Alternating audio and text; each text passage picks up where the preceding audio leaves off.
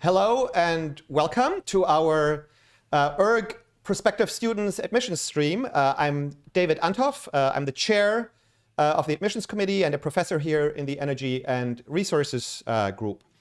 This is our third stream that we're doing, and I have another group of fantastic colleagues here with me today.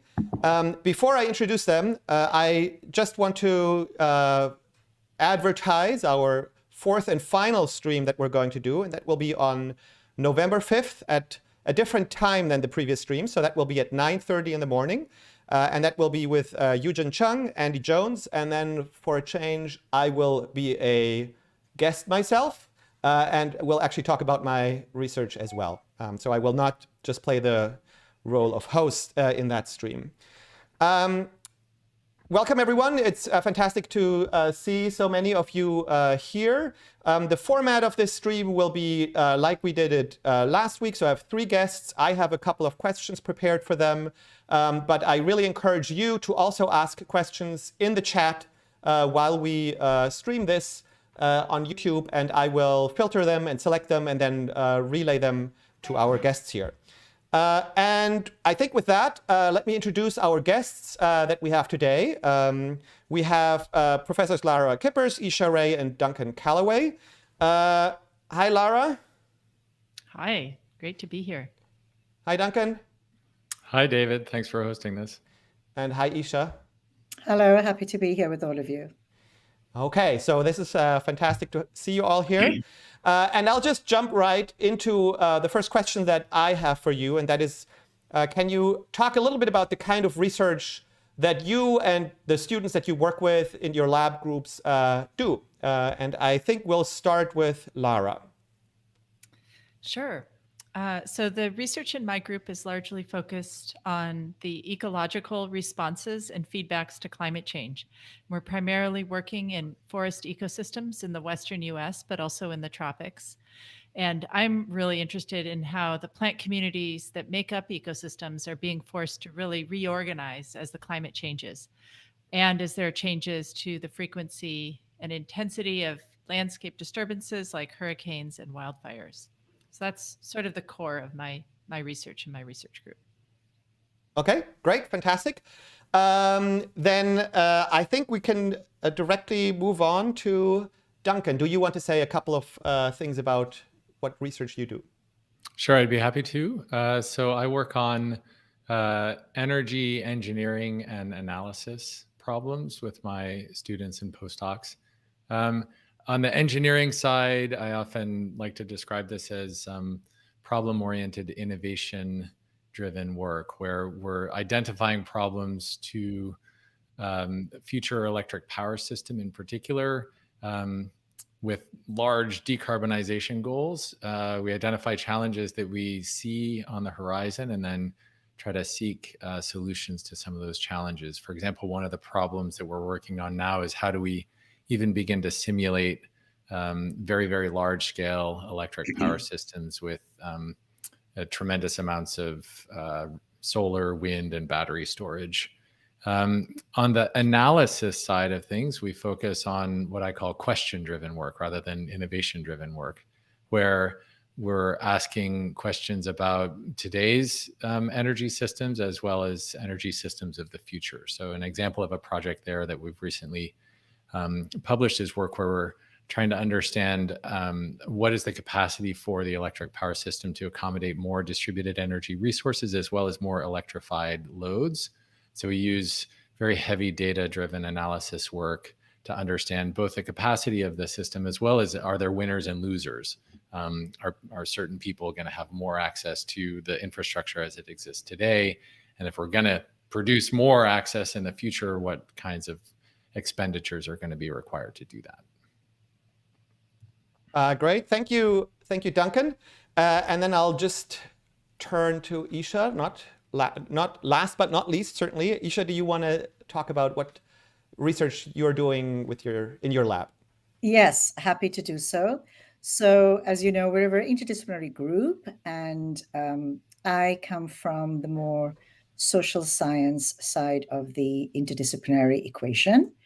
I work primarily on access to domestic water and to some extent on sanitation in under-resourced areas. So the kinds of questions that I would be asking along with my students, for example, are what are the challenges to and barriers to uptake of intermediate technologies where piped water or flush sanitation are not available, for example, in under-resourced areas of the world.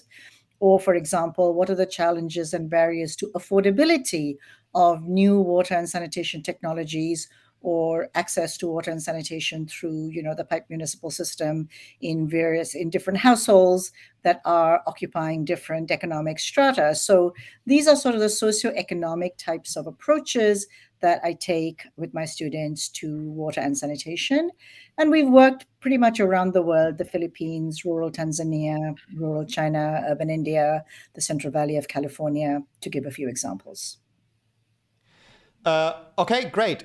Thank you so much. I think actually before I move on to the next sort of broad area, I'm going to ask each of you one more question just about yourself and how long you've been at ERG and Cal, and just to get sort of an orientation, because how long your history here is with the institution. And maybe we'll just go the other way around this time and start with Isha and then work our way backwards.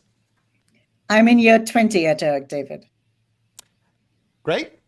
Duncan? This is, if I'm counting correctly, this would be my year 12. I joined in 2009. Mm-hmm. And Lara? Yep, I'm working on my 4th year. Okay, yeah.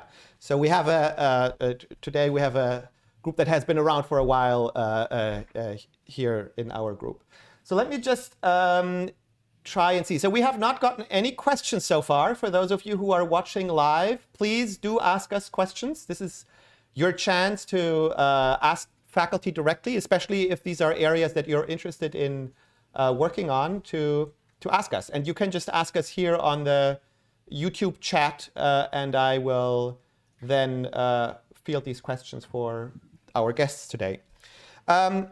Let me move on to sort of the next broader area that I wanted to talk with you about, and that is, of course, in ERG, students work a lot with faculty on research topics, but that takes a different form for different faculty. And I was wondering, can you talk a little bit how both master and PhD students play a role in your lab, in your research? How does that kind of collaboration work? Are there specific topics that you typically work with students that come in? If you can talk a little bit about that. And this time, we're going to start with Duncan. Terrific. Let's see, I'll say a few things. So I have a lab group, as all of us call it, although it's not a wet lab where people are working at benches, but still it's an organization of students and postdocs and myself that all work on related problems. I call that EMAC, for Energy Modeling, Analysis, and Control. And we meet regularly as a large group to share our own research. Often a student will present their work, or we'll have an outside speaker. I also have recently started partitioning my lab group, because it's gotten somewhat large, into smaller subgroups.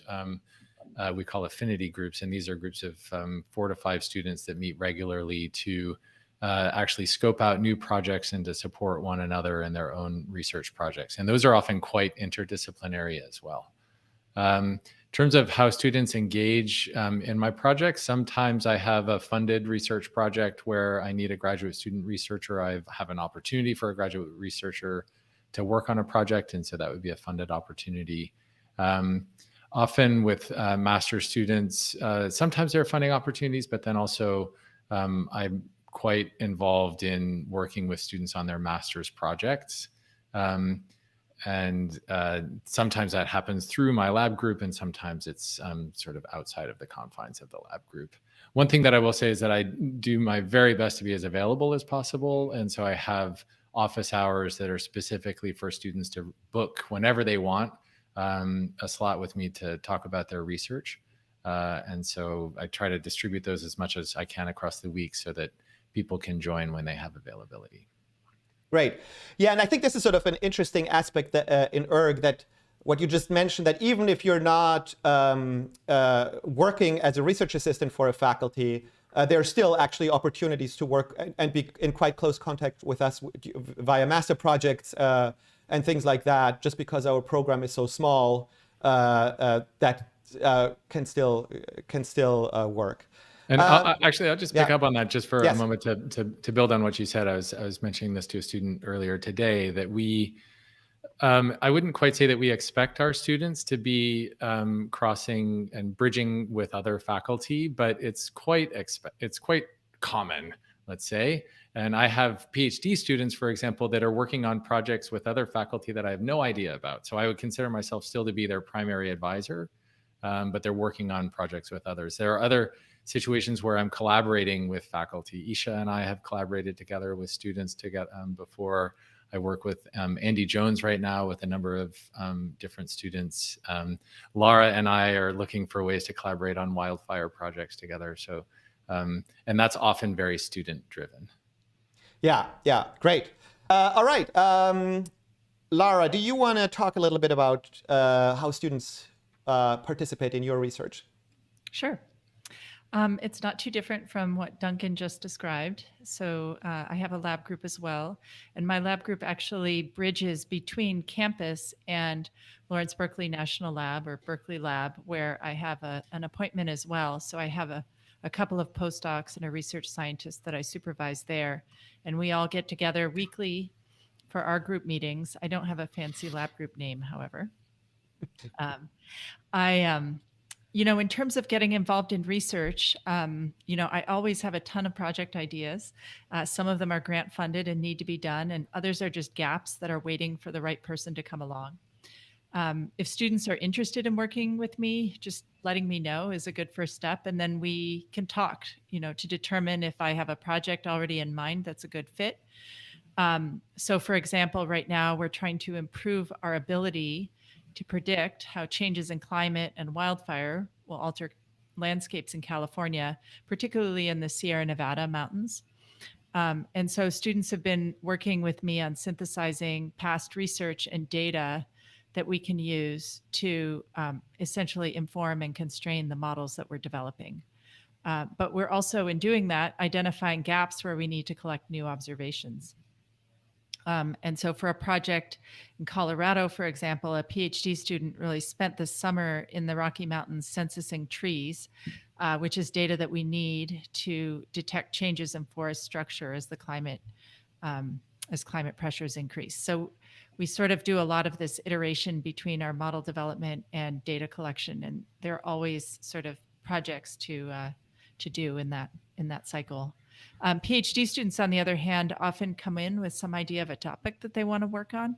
And sometimes that isn't, as Duncan was saying, it may not even be closely related to what I'm currently focused on. And I can engage with students in a number of different ways in that circumstance, so long as I have useful expertise. And one current example, I don't know if I am co-advising or collaborating. I guess it's both. A student that David has also been working with, who's actually studying for part of her project, climate change effects on the effectiveness of biocontrol strategies for mosquito-borne diseases.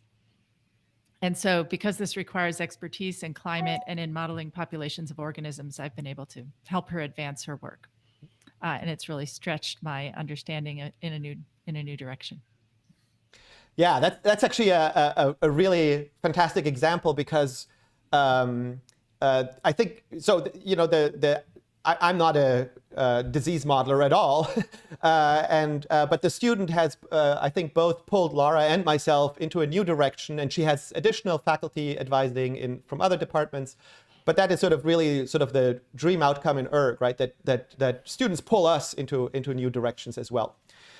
Great, thank you, Lara. So, Isha, do you want to share a little bit? Sure. So the model of research in the social sciences is usually a little bit different from the model of research in the more classically oriented labs that Lara and Duncan spoke about. Social science research is often very much it's often doesn't have a very collaborative history, to be honest with you. So it really is very much a testament to ERG's interdisciplinary tradition and collaborative tradition that I do not work as a solo type of social scientist, and most of my students don't either. And in fact, we do collaborate very closely on multiple projects. In my situation, because I do a lot of primary data collection work in under-resourced areas and international areas, my students are often the ones who are kind of in charge of the data collection process itself, which often can take many weeks to months. So naturally, I cannot be in 5 different places for multiple months simultaneously. So that's very much in the students' hands. As Lara says, the students can often come to me with ideas for projects, and we'll work together to form that into a PhD researchable project, and I work very closely with them on that. At other times, it could be that I've brought an appropriate idea to a student who seems interested, but one way or the other, it becomes a really joint effort between the professor and one or more students, or sometimes one or more faculty members, as you heard in other examples. And I truly hope that this sort of more collaborative model becomes more common in the social sciences as it already is at ERG, not only because it benefits both faculty and students to work with their collaborative and compatible interests and strengths together, but because there is so much joy in working with students. There is so much joy. They are never tired. They're always enthusiastic. They're always waiting to learn. They're always pushing you beyond your own boundaries. And, research apart, it makes me feel like I'm 20 years younger than I really am. So who can quarrel with that? Yeah, I take it. Great, Isha. Thank you. So we now got a lot of questions. That's fantastic. And so I think we're going to try to get to some of those.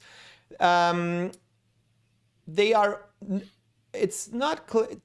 all broad questions, so I don't think they're like specifically for any one person. So I'm going to just read them, and then whoever of my dear colleagues wants to answer, you can just jump in. I think that's how we'll do that. So the first question is, do you qualify for a STEM opt? And I think that's option. So would we call ourselves STEM? Let's rephrase the question that way. That might be the OPT. Is that the visa?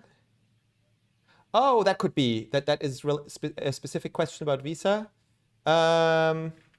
So, okay. I don't know the answer to that. If it is the visa question, then please send an email to our front office because they know that better. But I do think we do a lot of STEM type research at ERG. So I think that is definitely the case. Okay, next question. Do you think ERG is a supportive place to study topics such as infrastructure, community-based natural resource management, and organics, recycling waste to energy? I think, Isha, do you want to start with that? Yes. So I think that in terms of certainly the first two, infrastructure or community-based, CBNRM, that's very close to what many people in my group have done historically and continue to do. That doesn't mean that everybody is committed to a CBNRM model, of course, but it's very highly encouraged. And many students are very committed to a community-based or community-owned and managed resource model for their research. Infrastructure, of course, comes in all shapes and sizes. You could argue that, there are people like Duncan who work on the sort of OECD level of infrastructure. There are people like me who are working at the kind of slum level of infrastructure. It's all infrastructure, ways of delivering basic services to populations that are in need of them. So it's a very core element, I would say, in ERG research. And waste has been of increasing interest to many of our students, although when I first came to ERG, I wouldn't say it was a big topic. It's increasingly become a big topic. Food waste, recycling, plastic recycling, reuse of not just plastics, but also reuse of wastewater. This is probably a kind of a growth area in ERG right now in terms of student interest and faculty participation. Yeah, great. All right, next question. Would you mind giving examples of interdisciplinary topics that some of your students are working on? I'm actually wondering whether, because Duncan and Isha, didn't you have this joint paper with Vero, which almost strikes me as like the perfect example? Duncan, do you want to talk about that? Sure, I can start and let Isha fill in details. So had an ERG student that had lots of deep interests in electric power systems, as well as extensive background working in sub-Saharan Africa, Tanzania and Zanzibar in particular. But she also, in her time at ERG, became much more interested also in the sort of methods and kinds of approaches that geographers often bring to bear on problems.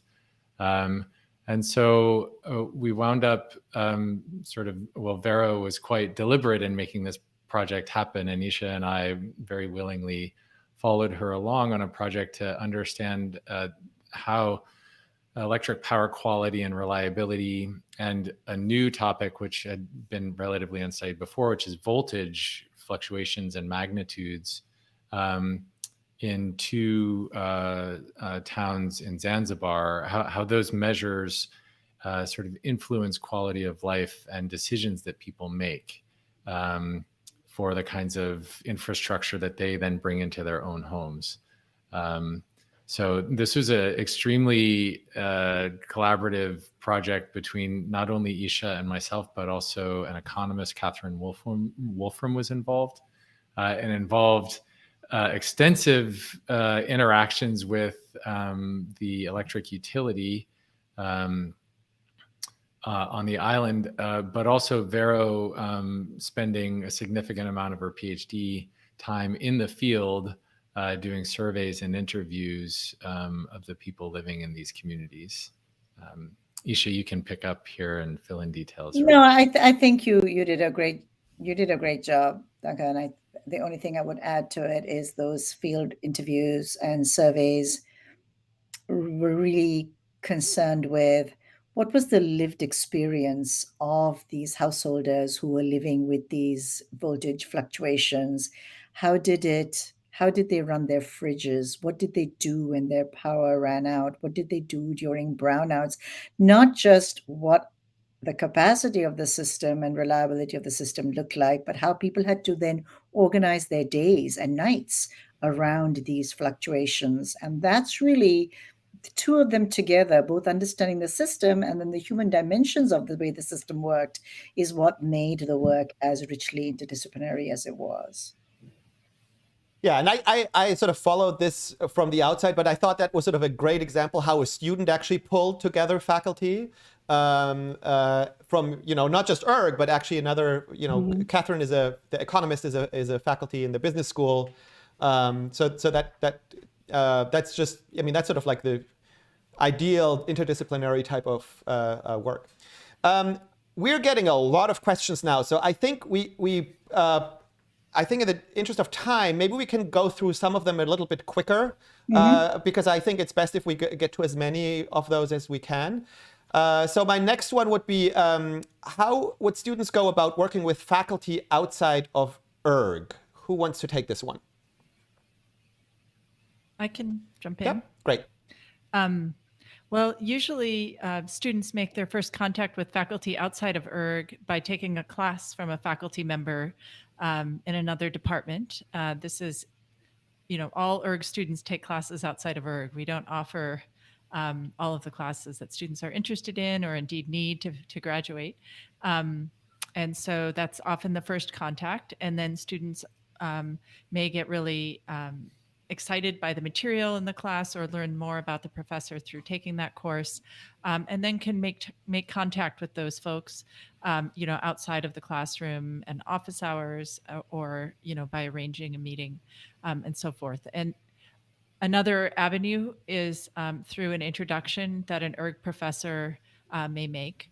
But I would say it's most common that students will start by taking a class from another professor. Yeah. And I think one thing also that is probably worth highlighting is that ERG students have a good reputation on campus. So there are actually many faculty on campus that are actually keen to work with ERG students. So that, there's sort of a history that I think students can rely on. All right, next question.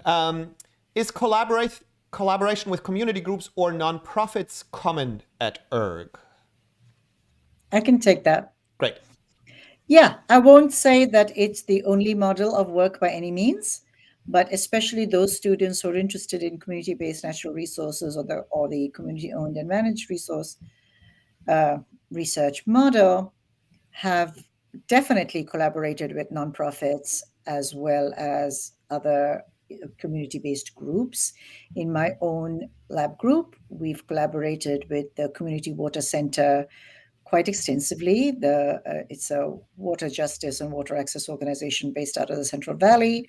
We've collaborated with NGOs in India. We've collaborated with community level researchers in China. So I would say yes, it is common and it is encouraged, very much so. Great. All right. So then we have a question that I think it's the following one. So there was a first part to the question. I'm just showing the punchline. There's someone who's completing a master's in engineering now and wants to know whether they have to get another master's in ERG, I presume on the way to the PhD. I think I'll answer that really quickly because this is sort of a rules-based questions, and that's my domain. So our general rule is that if you do not have an interdisciplinary master that is equivalent in scope to what our master's is, and you want to do a PhD here at ERG, you have to go through our course program.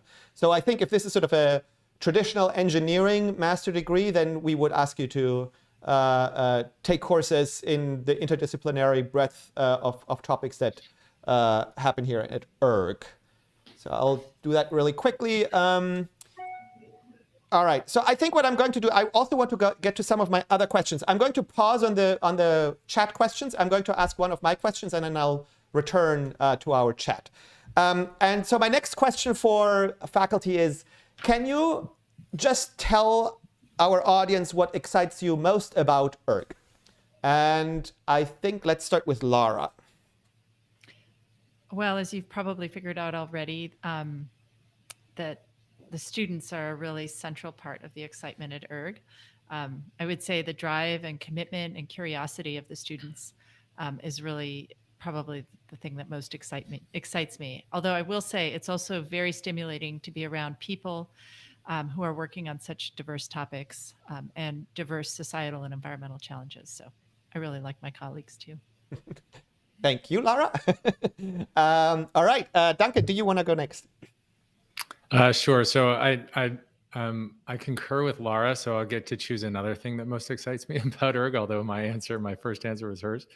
And it's the interdisciplinary nature of, well, something that comes with interdisciplinary problems where you work on the problems that matter rather than those that adhere to specific disciplinary boundaries. So I find that it's very liberating to be free to choose what you think is the most passion-inspiring thing for you, and then to identify the tools that you need to solve those problems. So it's interdisciplinary nature. Great. And Isha. I very strongly agree with both my colleagues, Lara and Duncan. I'll just add one thing more.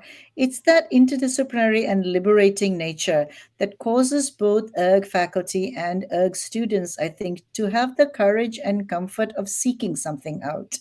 The problems aren't dropping into, the literature as we conventionally might define getting a problem, what's the gap in the literature. That's of course very important, but that's not enough for ERGs because there isn't necessarily just one literature that they're leaning into. And so there's a seeking process of what is meaningful and important and what do I want to apply my skills to, regardless of what field it comes from, that ERG students and ERG faculty can engage in, which has been the most freeing part of my experience at ERG, that I'm not pinned down to something I came to do. Yes, it certainly doesn't get boring here.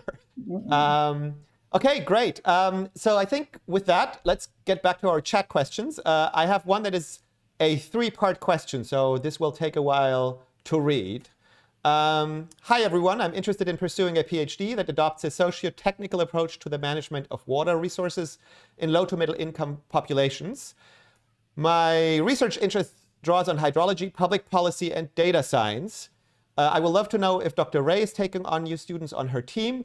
If you are, can I reach out to you to set up a Zoom meeting to learn more about how PhDs contribute to your group? Isha, this is for you. All right. Yes, so I see. So I'd be very delighted to speak to you at a separate time if you want to speak more about your interests and how well it would match with my group. I'm not sure exactly what you mean by socio-technical approach. I think that's a kind of a broad term. And so we can understand it better maybe when we have a conversation later.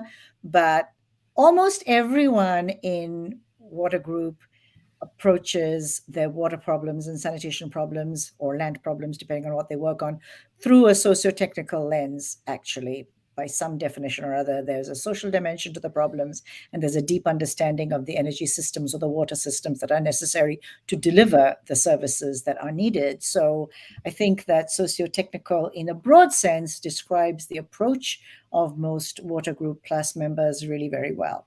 So please do email me and we can set up a time. Okay, great. Thank you, Isha, for this answer. I do have to say, though, it is not a requirement at all, and we kind of discourage it to reach out to individual faculty before you apply. That is not something that is necessary for an application to the PhD, because you are not applying to individual faculty, you're applying to the entire program.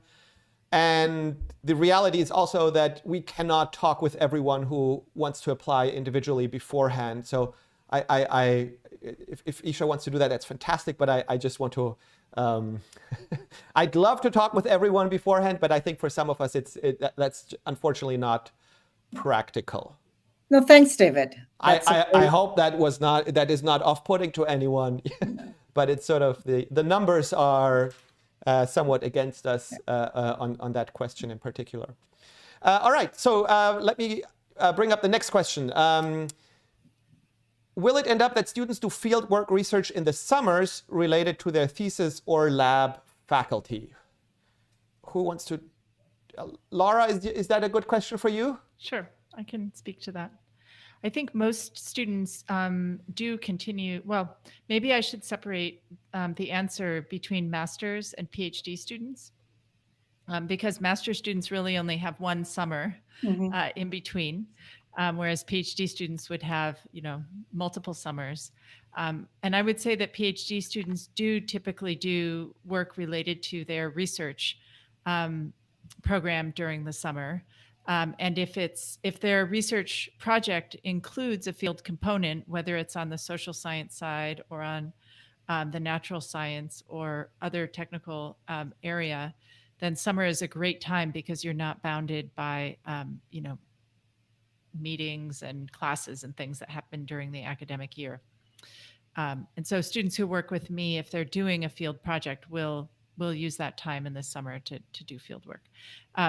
Master students, it's a little bit more diverse. Sometimes master students will have a field component to their project and be working with a faculty member and spend some time doing research in the summer. But it's also the case that sometimes a master student will have an internship or other activity planned for the summer.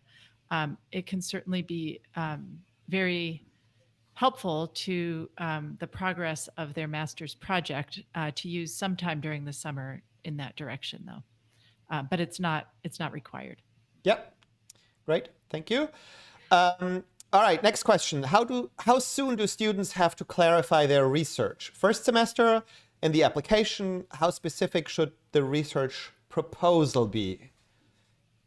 Maybe I haven't spoken for a bit, so I'll go ahead and offer an answer on this one. So, let's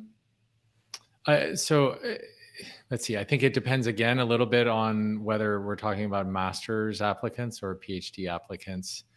For a PhD application, I think it's important to have a rather specific research idea in mind. But nobody expects that you actually adhere to that research idea.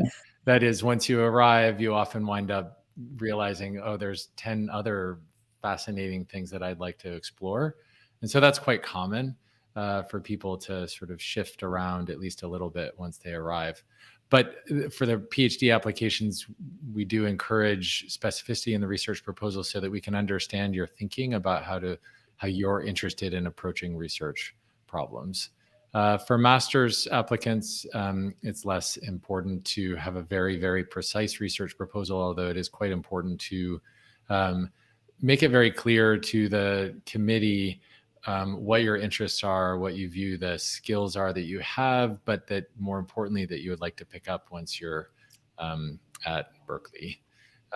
In terms of focusing in on a project, I generally advise students to not even think about a specific project in their first semester and just to absorb everything that's happening around them. As I said, it's easy to find equally exciting things to that which you wrote your proposal on, and that's often, it happens in that first semester. You just realize there's so many other exciting projects happening on campus or in ERG specifically. So I generally think it's better to not feel stressed about the status of your project in a first semester, and instead just to be prepared to learn about what others are doing.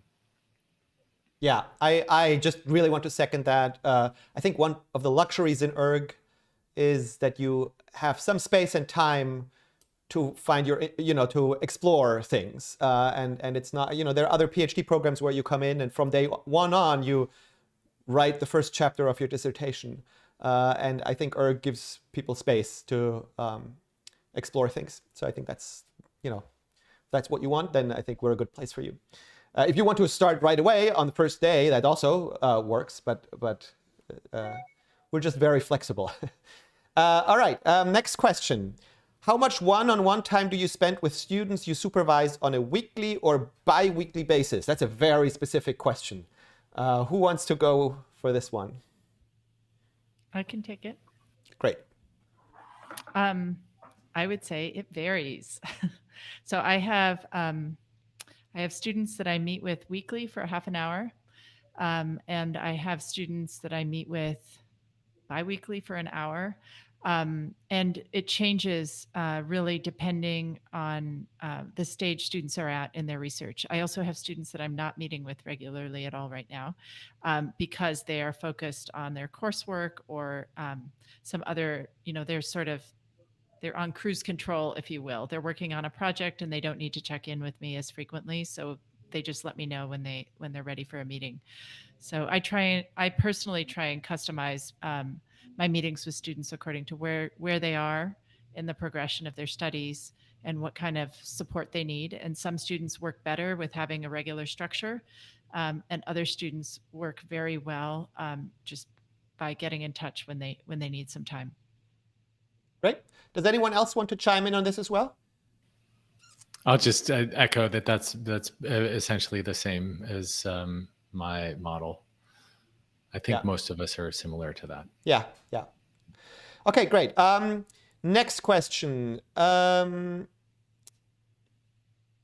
actually, you know what? Let me go to my next question, and then we'll return to the questions from the audience, because I really want to cover that. And that is, students that come to us are obviously or are interested in applying, want to know what they can do after ERG, because although it's a hard step, students have to leave ERG at some point. Can each of you give a little bit of an example? What kind of careers do students that worked with you take after ERG? And I think you can talk both about PhD and master students.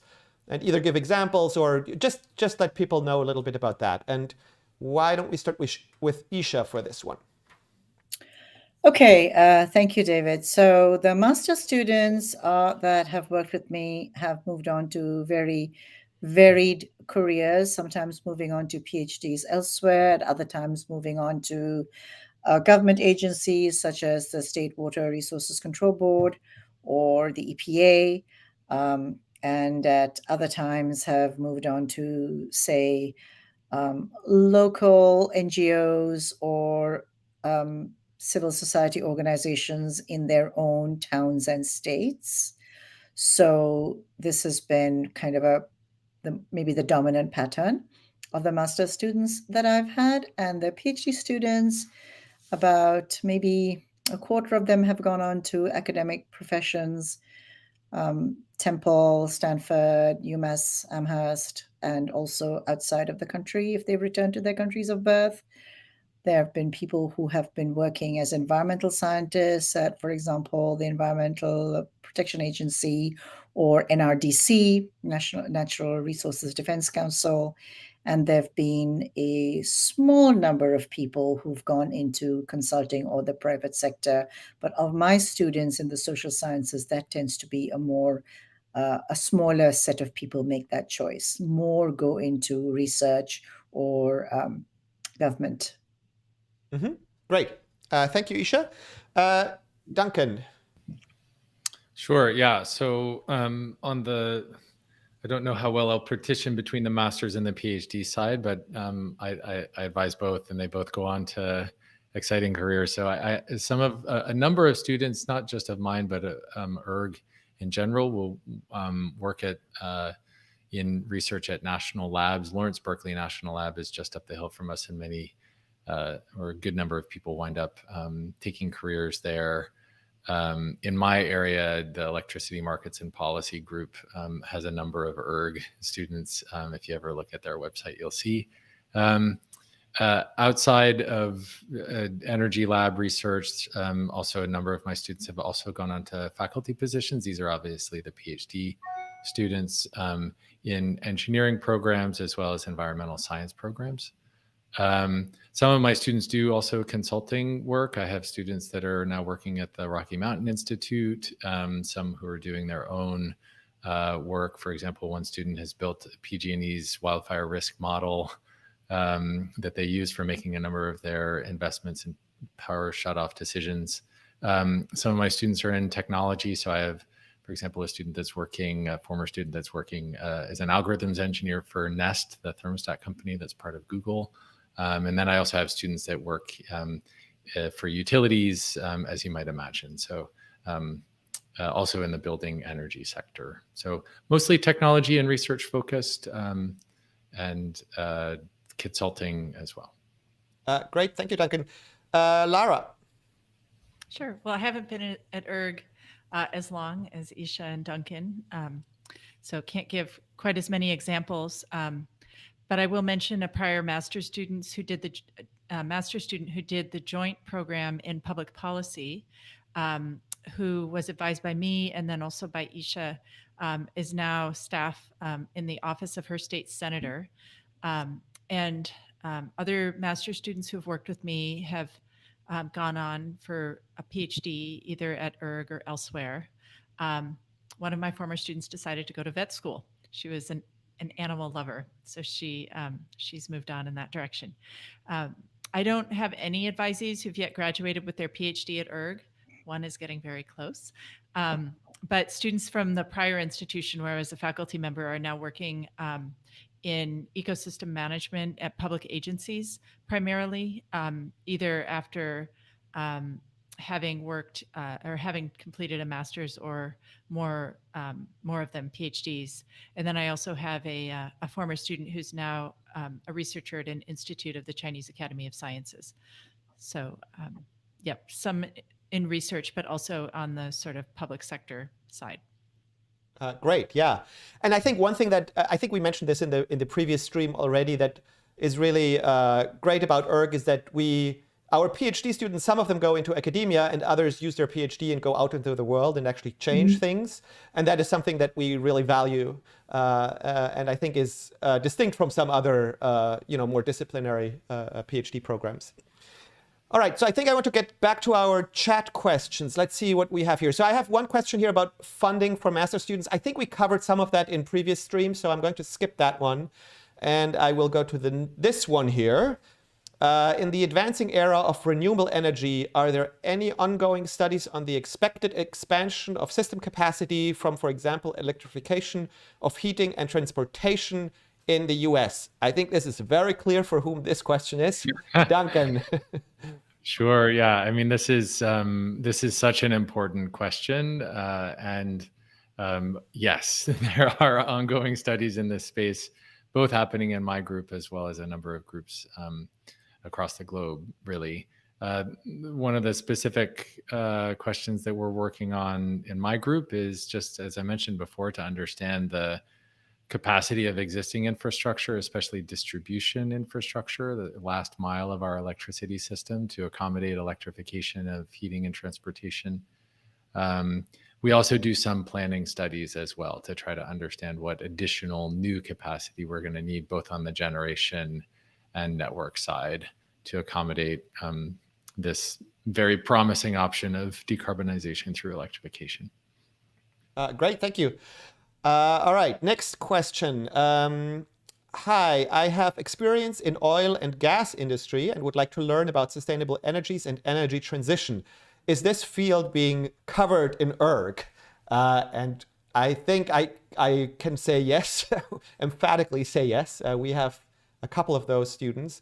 I don't know whether anyone here wants to respond to that. I would almost recommend to watch the recording of the previous stream with Dan Kamen. He talked a lot about that, but I think maybe Duncan, do you want to chime in briefly on this as well?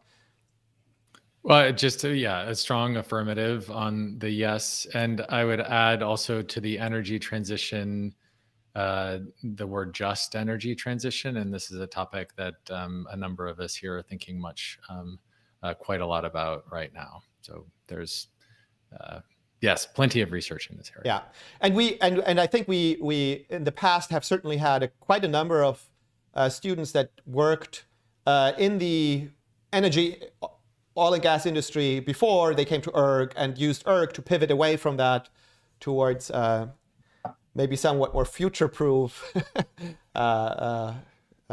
fields. All right, my next question is for you, Duncan, again. Hi, Professor Callaway. I come from Indonesia. Could you share a bit about your research in emerging energy technologies? Which clean energy technology do you see effective for developing nations? Oh, that's a fascinating question. So we have some projects that focus on what I'll call decentralized renewable energy systems. And one of the areas that I think is quite promising is at the intersection or the in-between large centralized grid infrastructure and fully decentralized, like standalone solar or home energy systems as an example. So I actually work with a spin-off company from some students that came through my group over the years called New Sun Road on some microgrid projects where we're exploring an idea of integrating decentralized, what would have otherwise been standalone solar plus battery systems into larger networks. So actually, I just had a conference call this morning with a company called Zola, who are building exactly this kind of infrastructure. And some of the work that we do in my group is to try to understand how does one sort of coordinate the economic side of infrastructure like that. If people own parts of it, but then the rest of the network is more socially owned, how do you coordinate transactions in that sort of a environment? Great, thank you. All right, the next question I have is, I'm interested in research at the intersection of power systems, EGR and public policy, but didn't take power systems ERG classes in undergrad. Would this be feasible for a master joint MPP ERG student? Yeah, and I think they're talking about engineering with the EGR, and it's certainly many students take, without any power systems or even engineering background, will take power systems classes at Berkeley. Great. All right, next question is directed at Duncan, but I'm going to make it a question for everyone. And the question is, hello, Professor Callaway, please, are you taking on new students again in fall 2022? I just want to stress again that admission decisions are not made by individual faculty in ERG. You're admitted even as a PhD student into the program. And so I think there's never a situation that we wouldn't accept a fantastic PhD student because of faculty in that year is sort of, I don't know, doing something else. So I think that is, we admit people into the program, not to individual faculty. So I don't think anyone, do we know that anyone is not taking on new students? Duncan, you're accepting new students, right? I assume. As the admissions chair, David, you just strong-arm us into taking the amazing people. So yes. No, I am not. Yes, I am taking new students. Yes, and I think that's, Lara and Isha, I'm sure that's true for you as well, right? Yeah. Okay, then I have one more question here.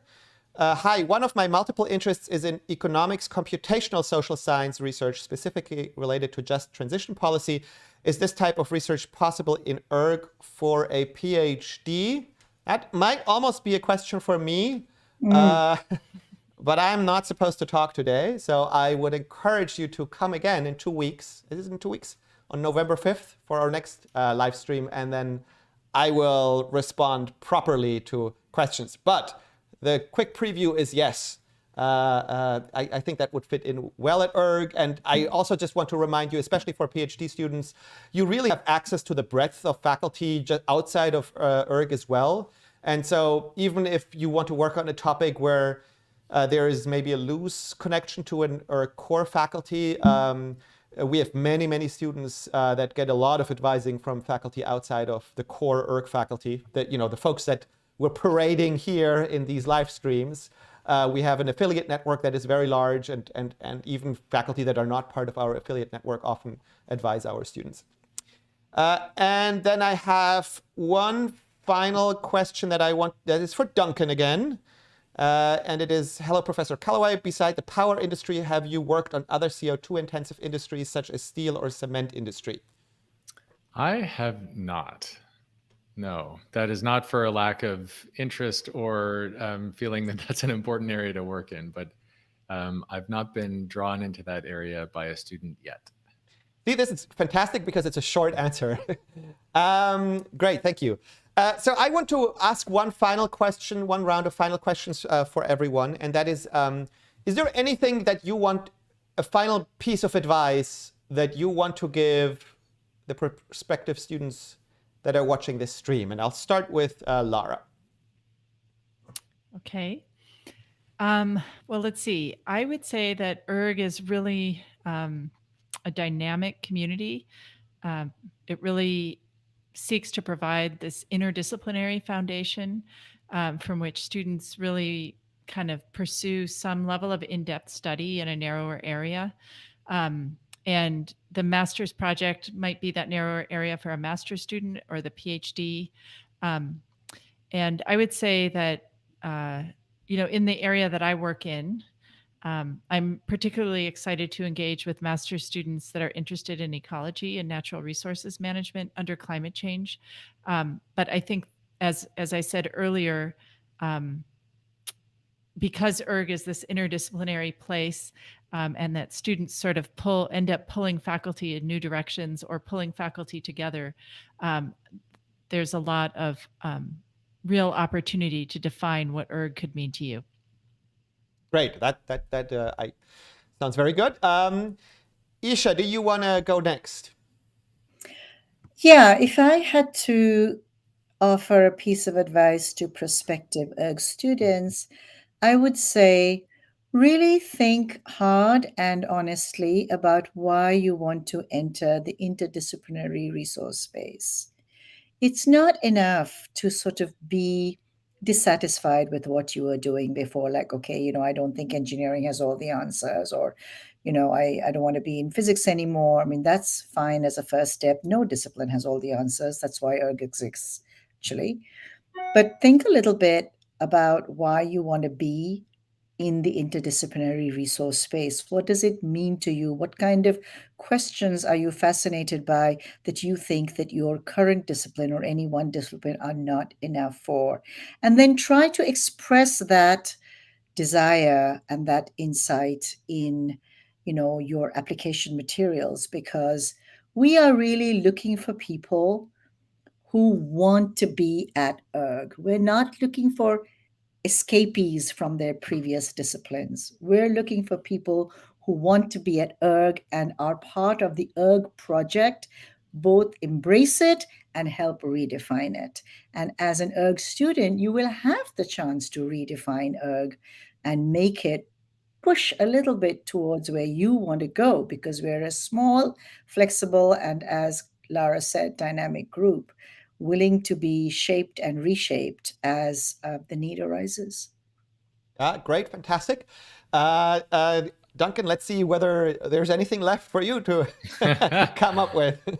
I suppose it's a similar style of advice to what Disha just mentioned. But it specifically comes down to when you're writing your statement of purpose.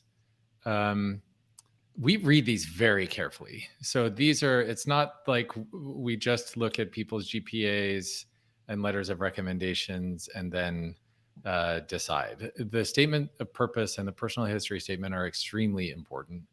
And we can tell when you're writing, when applicants are writing, to try to check the boxes, so to speak, to make it look like they're the best, just to look like they're the best fit. And so instead, what we're really looking for is people that are writing with in a genuine way, and are really sort of showing us what their true passions are, as Isha mentioned before. What is it that you're the most curious about? What really excites you? And convince us of that. Bring us into your mind and your thought process for why you think your interests are the most important ones, at least for yourself to be following. So try not to play it in a way where it's like, well, I see that Isha works in this area, so I'm going to write my application so that it looks like something she's interested in. Instead, show us what you're passionate about. Yeah, that's excellent advice. And I should say, Duncan ran the admissions process before I took over, so he has seen how these applications are read in detail with a lot of experience.